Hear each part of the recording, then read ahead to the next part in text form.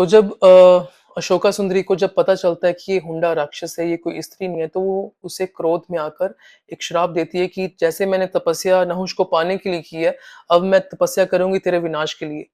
जो नहुष मुझे मिलने से पहले तेरा वध करके आएगा, तेरा वध उसके हाथों से होगा। हुंडा को ये सब बोलकर अशोका सुंदरी क्रोध में वहाँ से चली जाती है।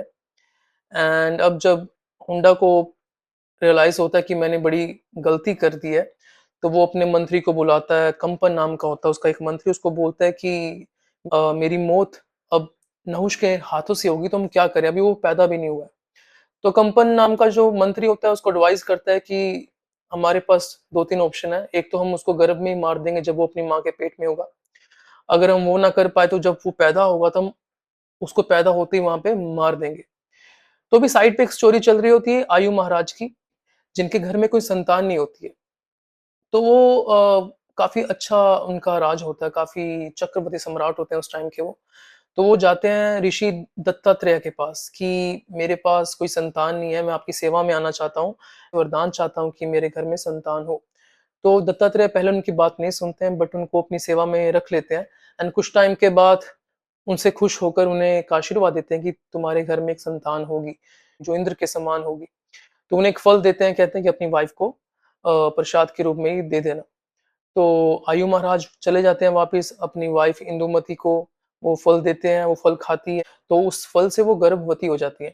तो ये सब हुंडा नाम के राक्षस को भी पता है कि क्या चल रहा है ना? उसको पता है कि नहुष किस घर में आएगा। वो बड़ी कोशिश करता है कि मैं कैसे अब इसको गर्भ में ही मार दूँ। सो दत्तात्रेय की वजह से इतना आशीर्वाद होता है उस घर में, उस राजमहल में कि उसकी कोई भी शक्ति काम नहीं कर पाती।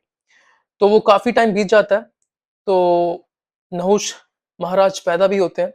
तो हुंडा नाम का राक्षस अब कुछ कर नहीं पाया ना जब वो गर्भ में थे, तो उन्हें उसने सोचा कि मैं कैसे वहाँ तक जाऊँ, कैसे महल में मेरी एंट्री हो। तो उन्होंने देखा कि एक वहाँ पे कोई है वहाँ पे ना मेड है वो बस वही उसके मन में थोड़ी-सी कमी है। उस हुंडा ने सोचा कि ये सबसे ईज़ी टारगेट है मेरा कि मैं इसकी बॉडी में जाऊँगा और लेकर आऊँगा नहुष को। तो ऐसे ही करते हैं उस मेड के बॉडी में वो प्रवेश करते हैं, हुंडा नाम का जो राक्षस होता है सटल बॉडी के द्वारा ना, तो वो नहुष को जो पैदा हुआ था उसको उठाकर ले आते हैं अपने महल में। हुंडा अपनी वाइफ को कहते हैं अब ऐसा करो इसको ना ये छोटा-सा बच्चा है जो इसको मारो और मुझे खिला दो। क्योंकि अगर हम नहीं इसे मारेंगे ना, आप नहीं इसे मारोगे तो ये मुझे मारेगा बड़ा होके। तो ऐसा करो अपने जाकर कुक को बोलो कि इसको काटो और मुझे आज खाने में इसको पेश किया जाए। तो उसकी वाइफ पहले तो उसे डाँटती है कि ये आप गलत कर रहे हो ना, एक बच्चा है छोटा-सा, इतना सुंदर बच्चा है ना, इसके दैवी दैवी गुण है उसके उसके पूरे बॉडी पे निशान है दैवी गुण के, आप उसको कैसे मार सकते हो? बट वो कहता है कि मेरे साथ ये हुआ, अशोका सुंदरी ने मुझे श्राप दिया और यही बच्चा मुझे मारेगा, तो उसकी वाइफ ही मान जाती है कि ओके मैं आपकी इसमें हेल्प कर सकती हूँ। तो उसकी वाइफ एक मेड को बुलाती है कि जा इसे अब एक कुक को दे दे और उसको बोल काट कर इसे महाराज को खिला दिया जाए। और जब वो बच्चा नहुष महाराज एक कुक के हाथ में आते हैं, वो देखते हैं यार इतना प्यारा बच्चा इसको मैं कैसे मार सकता हूँ ना? वो स्माइल करते हैं, जैसे-जैसे वो उठाते हैं तलवार उसको काटने के लिए, वो बच्चा हँसता है आगे से। तो जो खाना बनाने वाला होता है वो कहता है मैं नहीं कर सकता ये। अपनी मेड को भी बोलता है कि हम ये पाप नहीं कर सकते, हम ऐसा करते हैं कि महाराज को कुछ जानवर काट कर खिला देते हैं और ये बच्चे को हम कहीं दे आते हैं। तो ऐसे ही करते हैं उस रात वो जाते हैं और उस बच्चे को वशिष्ठ जी के आश्रम में छोड़ आते हैं और महाराज हुंडा नाम के राक्षस को कुछ भी खिला देते हैं काट कर। तो वशिष्ठ जी देखते हैं कि ये कोई आम बच्चा नहीं है, वो अपनी दिव्य शक्ति से देखते हैं कि ये आयु महाराज के डायनेस्टी में आता है ना, तो उनका बच्चा है ये, तो इसका इसका जो जन्म हुआ है इस उद्देश्य से हुआ है।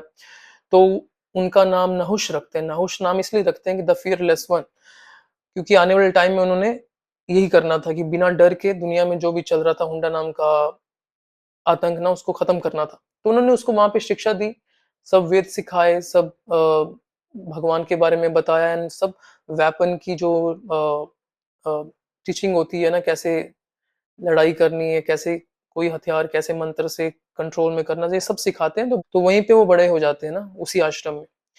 तो वशिष्ठ जी तब नहुष महाराज को बताते हैं कि आपको अभी यहाँ से जाना है और हुंडा से लड़ाई करनी है एंड वहां से आपको उसको हरा कर जाना है अशोका सुंदरी के पास और उसको उसका वर्ण करना है और अपने घर वापस आप तब जाएंगे। ऐसे ही करते नहुष महाराज वहां जाते हैं हुंडा से लड़ाई करते हैं, उसका वध करते हैं एंड देन अशोका सुंदरी के पास जाते हैं और उसको अपने अपने साथ लेकर अपने घर जाते हैं। तब वहाँ पे महाराज आयु एंड महारानी इंदुमती भी देखते हैं कि हमें तो लगा था हमारा बच्चा काफ़ी साल पहले कि किडनैप हो गया, पर आज ये वापिस आ गया। वशिष्ठ जी आकर बताते हैं कि ये आपका बच्चा ही है, ये नहुष महाराज ही हैं। तो यहाँ पे एक स्टोरी तो खत्म हो जाती है अशोका सुंदरी के मिलने की नहुष जी से, उनके शादी की। बट यहीं से एक स्टोरी चलती है कि नहुष महाराज के आगे एक बेटा होता है ययाति महाराज, जिनका लीनिएज महाभारत की स्टोरी तक आता है। तो हम वो भी डिस्कस करेंगे महाराज ययाति के बारे में नेक्स्ट वीडियो में। Thank you.